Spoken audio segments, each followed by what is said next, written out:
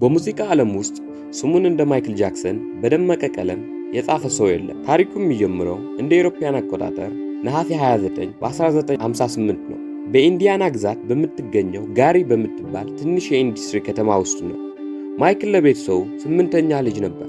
አባቱ ጆሴፍ ጃክሰን የብረት ፋብሪካ ሰራተኛ ቢሆንም ለሙዚቃ የነበረው ፍላጎት ግን እጅግ ከፍተኛ ነበር። ጆሴፍ ልጆቹ በድህነት ውስጥ እንዲቀሩ አልፈለገም። ለዚህም ገና በልጅነታቸው ማይክልና ወንድሞቹ የሙዚቃ መሳሪያ እንዲለማመዱ ያስገድዳቸው ነበር።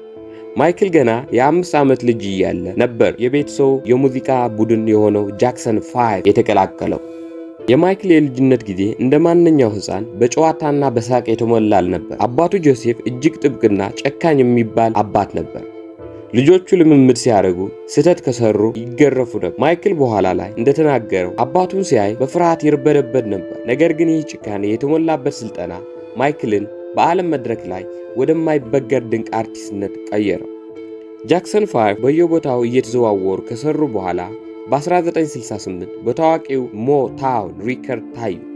I Want You Back፣ ABC፣ The Love You Save፣ I Will Be There የተሰኙ ዘፈኖቹ ተከታታይ አንደኝነት በመያዝ ታሪክን ሰሩ። ማይክል ምንም እንኳን በቡድን ውስጥ ትንሽ ቢሆንም በድምፁ ብስለትና የመድረክ አቀራረቡ ግን ዓለምን አስገረመ። በ1970ዎቹ መጨረሻ ላይ ማይክል ለብቻው የመቆም ጉጉት አደረበት። እንደ አውሮፓውያን አቆጣጠር በ1978 ዘ ዊዝ በተሰኘው ፊልም ላይ በሚሰራበት ወቅት ነበር ታዋቂው ፕሮዲውሰር ኩዊንሲ ጆንሰን ያገኘው። ይህ ግንኙነት በሙዚቃው ታሪክ ውስጥ ትልቅ ለውጥ አመጣ። በ1979 የመጣው ኦፍ ዘ ዎል የተሰኘው አልበም ትልቅ ስኬት ቢያስመዘግብም ማይክል ግን አልረካም። የዓለም ትልቅ ኮከብ መሆን አለብኝ ብሎ ለራሱ ቃል ገባ። በ1982 ትሪለር የተሰኘው አልበም ሲወጣ ዓለምን አናወጠ። ይህ አልበም በታሪክ ውስጥ ከፍተኛ ሽያጭ ያስመዘገበ ብቻ ሳይሆን የሙዚቃ ቪዲዮ አሰራር የቀየረ ነበር። ማይክል በቢሊ ጂን ዘፈኑ ላይ ለመጀመሪያ ጊዜ ሙንዎክ የተባለው የዳንስ ስልት ሲያሳይ ዓለምን በአድናቆት ደነዘዘ። ስኬቱ እየጨመረ ሲሄድ ግን የግል ሕይወቱ በውዝግብ መሞላት ጀመረ። በ1984 የፔፕሲ ማስታወቂያ ሲሰራ በደረሰበት የእሳት አደጋ ጭንቅላቱ ላይ ከፍተኛ ቃጠሎ ደረሰበት። ይህ አደጋ ማይክልን ለረጅም ጊዜ ለወሰደው የህመም ማስታገሻ መድኃኒት ሱስ ዳርጎታል። ከዚህ በኋላ ነበር የቆዳ ቀለም መቀየር የጀመረው። ብዙዎቹን ቆዳውን ለማንጣት ፈልጎ እንደሆነ ቢያስቡ እውነታ ግን ቪትሊንጎ የተባለ የቆዳ ቀለም መጥፋት በሽታ ይዞት ነበር። ፊቱ ላይ ያደረጋቸው ተከታታይ ቀዶ ጥገናዎች የመነጋገሪያ ርዕስ ሆኑ።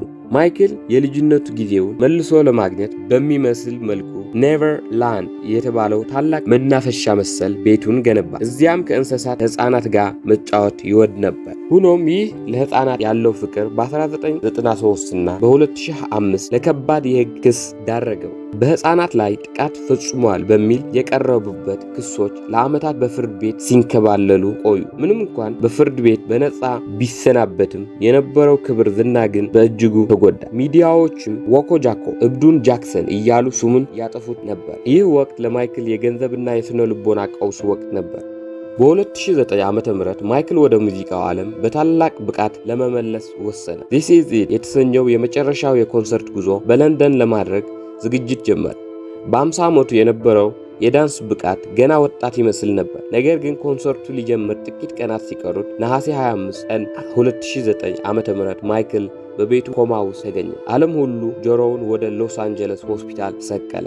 ከጥቂት ሰዓታት በኋላ የፖፕ ሙዚቃ ንጉሥ አረፈ የሚለው መርዶ ተሰማ። የሞቱ ምክንያትም ፕሮፖፎል የተባለው ማደንዘዣ መድኃኒት በብዛት በመውሰዱ እንደሆነ ተረጋገጠ። የግል ሐኪም ዶክተር ኮንራድ ሙሬ ባለ መጠንቀቅ ሰውን የመግደል ወንጀል ተፈርዶበት ታሰረ። ማይክል ጃክሰን ከዚህ ዓለም ቢለይም የእሱ አሻራ ግን አልጠፋ። እሱ ለጥቁር አርቲስቶች የመንገዱን በር የከፈተ፣ ለሰብአዊነት በሚሊዮኖች የሚቆጠሩ ዶላር የለገሰ እና ሙዚቃ ከዳንስ ጋር አዋህዶ ጥበብን ወደ ሌላ ከፍታ ያደረሰ ሰው ነበር። ዛሬም ቢሆን የጃክሰን ዘፈኖች በየትኛውም ዓለም ጥግ ይሰማሉ። ንጉሱም ቢሞትም ዘውድ ግን ዛሬም የሱ ነው። ላይክ፣ ሳብስክራይብ፣ ሼር ማድረግ እንዳይረሳ። ጤና ይስጥልኝ።